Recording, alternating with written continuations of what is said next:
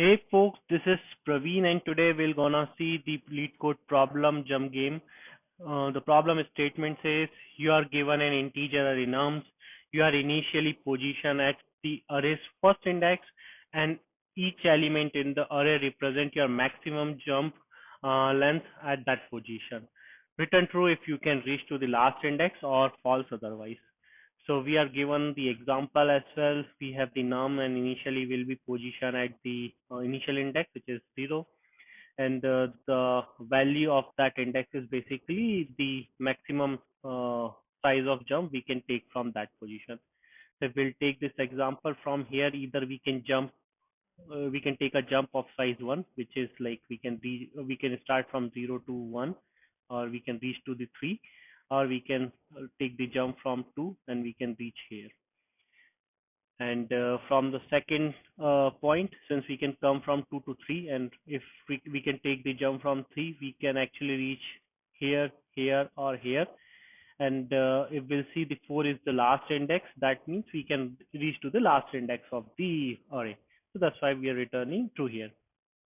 If we'll take the second example, here again we'll be positioned at the 0th index, and from here we can take like maximum jump of size 3. So we can come here, or we can come here, or we can come here, right?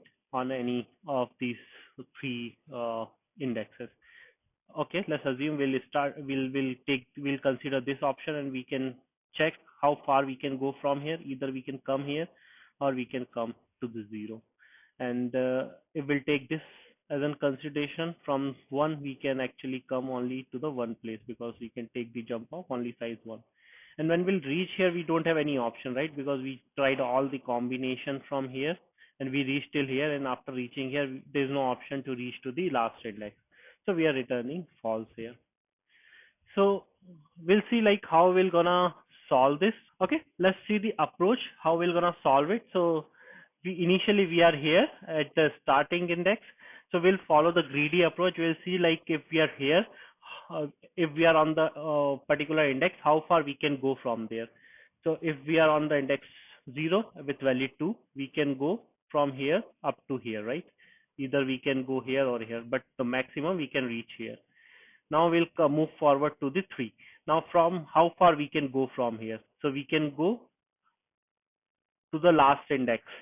So which is basically that means we can reach to the last index. So that's here we can return a true response. Now we'll see the another example. From here, how far we can go? We can go till this point, right? Now we will come to the second index, which is our 2. From here also we can reach till this point. Now we'll try with this point, the 1. From here also we can reach up to this, and when we'll come here we can't move forward. So that's why like we can't reach to the end of the array and we'll return false. So we're gonna follow the greedy approach and we'll see like from each index how far we can go, and we'll see whether we are able to reach to the end of the array or not. So let's try to write the code of this. I'll take one variable. I'll call it reachable. This is basically we can see. This is basically we're gonna use to check like how far we can go from a given position. So we'll be having one variable reachable. Now I'll create another variable called length, and length is basically nums dot length. Now what I'm gonna do, I'll iterate over our nums. So int I equal to 0, I is less than our length, less than, we can take this actually -1. So it is less than equal to our length and I plus plus. Now we are traversing from left to right, and every time when we'll traverse, we'll update our reachable. What we'll have to do, we'll see reachable is equal to met dot max reachable,